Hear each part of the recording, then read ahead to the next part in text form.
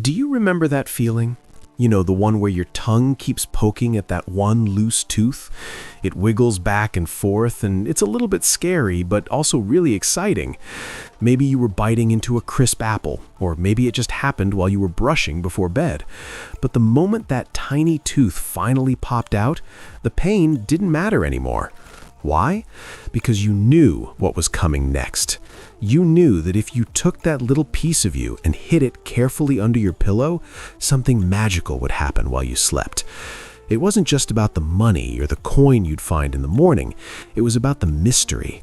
It was about a tiny visitor who could fly into your room without making a sound. That is the magic we are going to talk about today.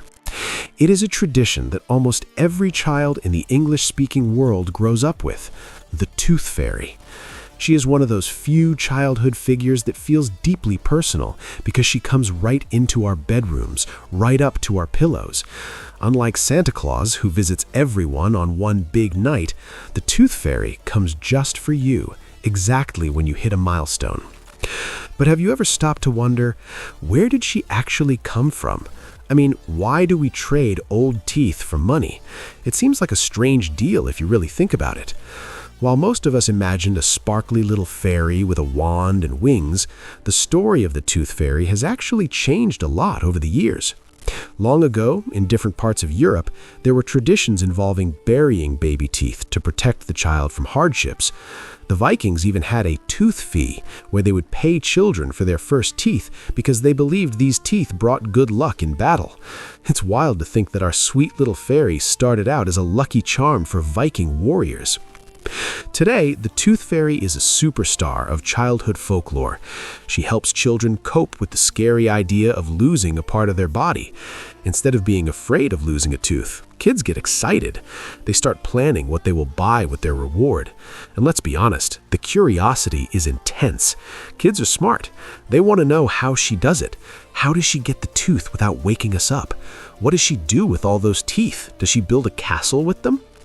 This curiosity is so strong that people go to great lengths to find proof. In fact, if you browse the internet, you will see how obsessed people are with catching a glimpse of her. I remember scrolling through YouTube once and coming across a video titled "The Real Tooth Fairy Caught on Video," and it had millions of views.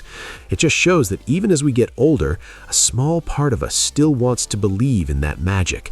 We want to see the impossible happen right in front of our eyes.